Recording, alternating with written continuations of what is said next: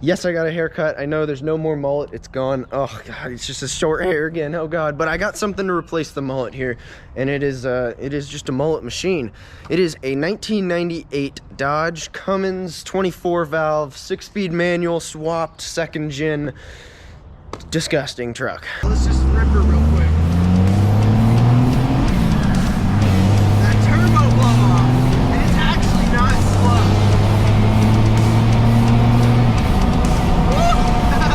It's actually so much fun to drive.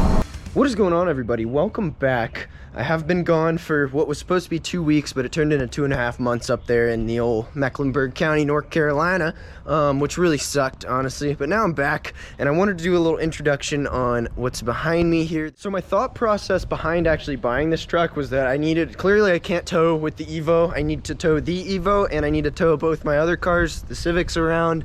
And so I was like, why not? What better than just buying a tow pig already? And one of my plumbers actually had this one for sale. It wasn't really for sale, but since it was me, he hooked me up 10 G's. But I'll explain to y'all in a minute what's actually been done to this truck, features, stuff like that. It's got air conditioning, isn't that cool? But yeah, I'll explain all that in a minute. Just an FYI, I have not actually cleaned this truck or anything for y'all. I just want you to see it in its raw Dodge diesel glory. So without further ado, let's check them out.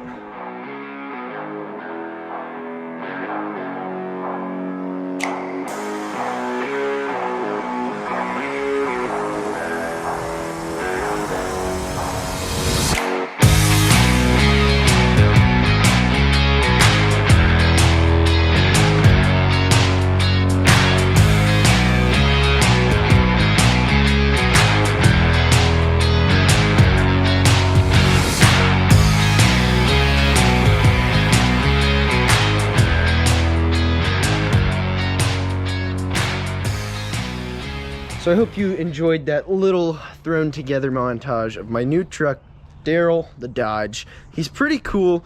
He's pretty chill. I've put 5,000 miles on him so far, and he was down actually for, I want to say, close to a month because of the things I'm about to explain to you. But let's get down to drivetrain and what's been done to this truck. So I'm just letting you guys know the body and the chassis of this truck have 328,000 miles. I bought it at 324,000 miles. Now, the funny part about this is the only reason I bought it is because of the drivetrain. The Cummins 5.9 in it has been rebuilt about 12,000 miles ago. When I bought it, it was about 8,000 or 7,000, something like that. But it has a freshly rebuilt Cummins in it. It has a built NV5600 out of a 3rd gen Cummins Dodge, 6-speed manual, swapped. So this was originally an automatic truck. And then I went ahead and put a built transfer case from XP Cases in this truck, which was a real pain in the ass. So these trucks have 23 splines for the automatic transmissions that were in them, like input shafts that go into the transfer case. But the NV5600 needs a 29 spline to go into the transfer case, if that makes sense to y'all. So they custom built me a transfer case. Transmission's built, motor's done, so it's basically a brand new drivetrain. It does not have 4-wheel drive right now because I'm getting a custom drive shaft made for that also. So it is 2-wheel drive right now, but it is a 4-wheel drive truck. So clearly I have been rolling coal all over Priuses and all sorts of vehicles just because like it kind of just self-rolls coal. Like as soon as you add just a hair of load on it, then it just everywhere. It's like I can't even stop it from happening. I'm sorry, people. It's just OEM stuff. As far as tuning goes, these things are pretty simple to tune. Right now it just has like a little 60 to 100 horsepower tune on it, so it should make around, I want to say, about 350 to 400 to about 7 to 750 torque. So I mean it's stout. So as far as drivability goes on this truck, it's not the easiest truck to drive. It is a 6-speed manual. It does have a twin disc, but once you get on the highway it cruises pretty well. I've already towed a lot of stuff with it. I've towed my Evo, I've towed a couple other cars, I've towed my Evo multiple times. And then I've also towed all the flooring for my new house in it, which was like over 10,000 pounds of just the load plus a 4,000 pound trailer. So maybe close to 15,000 pounds. And she just chugged right through it. He just chugged right through it. Now, you might be wondering, I spy the cross member in the engine bay was green. Oh no, the inside of this door Little green, the inside of the other door, it was a Franken truck, okay? It really was a Franken truck.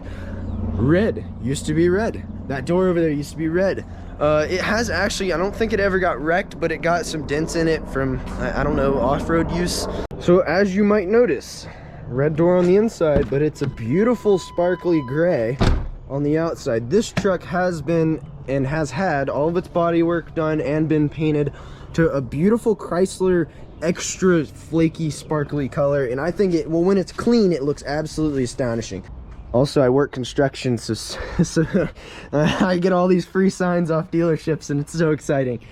So we're gonna take old Daryl here for a little spin, but I'm gonna go ahead and give you a little cold start on him. He's pretty aggressively loud. I'm pretty sure all my neighbors hate me. They always have because of loud vehicles, but this one is like a different type of loud. It is one of the most rumbly, beefy sounding inline 6 cylinders on the planet, and that's why I bought it.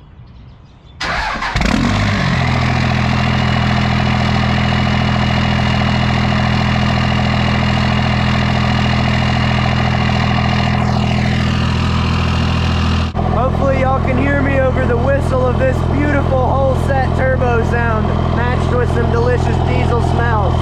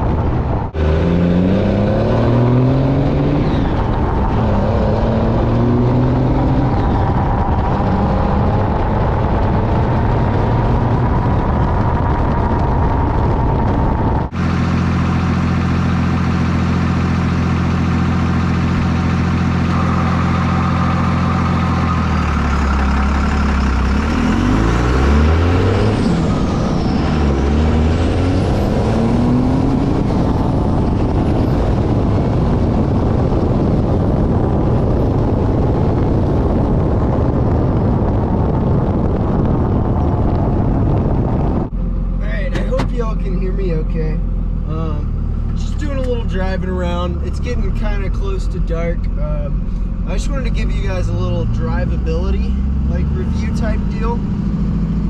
So, I mean, this truck, clearly in these trucks, first gear is not used unless you're towing.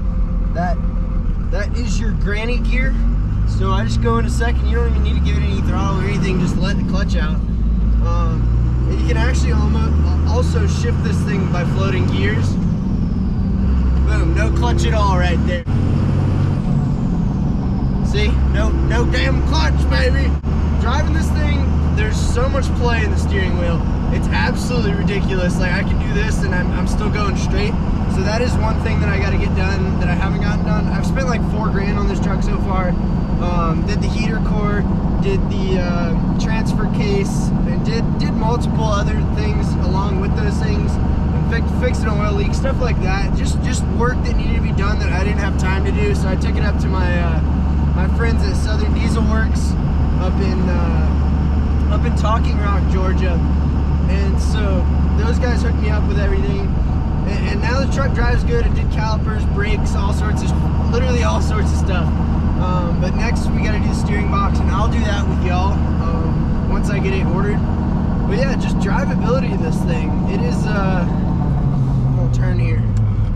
Drivability is not bad. It's a little loud in the cab.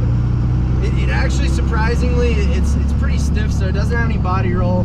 I forgot to mention also, you guys, that this thing does not have a real lift. It has a 2-inch leveling kit, and it's on 35-inch tires, Dixie Pex, 35 by 12.5 by 20, so it does have 20-inch hostile wheels on it, or rims, whatever you guys want to call them.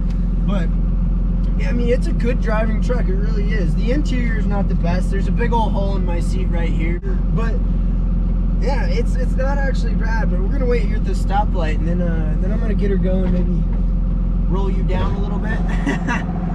Yeah, I'll roll you down a little bit right there. I cracked that mirror, by the way. Also, I hit my head on it. It's a typical Dodge owner thing. Dodge, you always got to keep your tow mirrors out. You always got to be leaking oil. This truck leaks plenty of oil. It doesn't actually. I got major oil leaks fixed. It just basically leaks out of the catch can, because there is no catch can. It's just a line coming straight off of it. We're gonna get in for some little pulls here. But yeah, let's just rip her real quick. That turbo blow off, and it's actually not slow.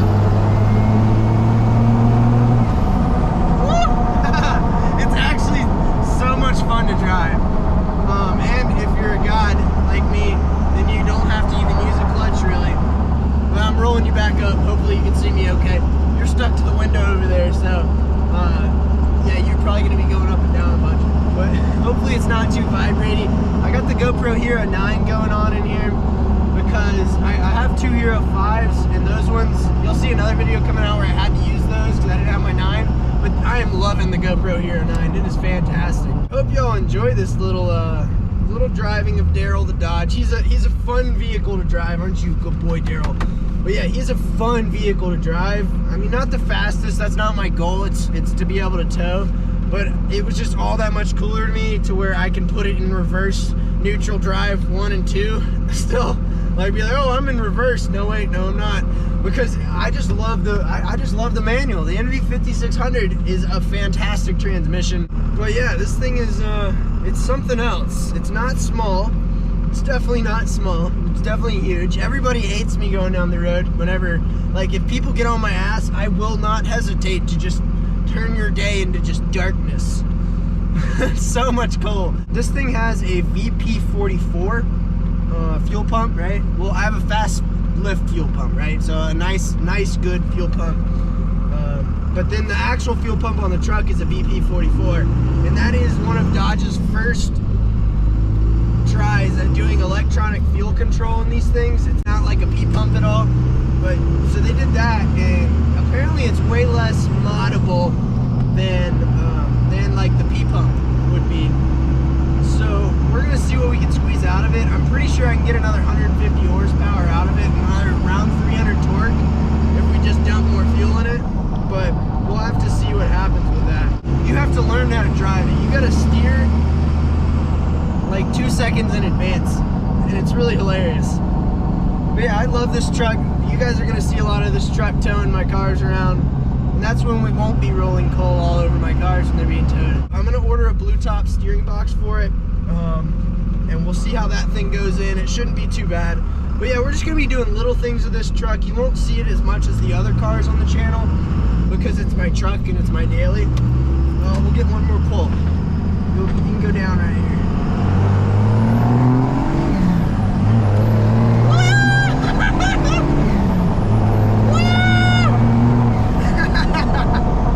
That turbo, man, it sounds so good.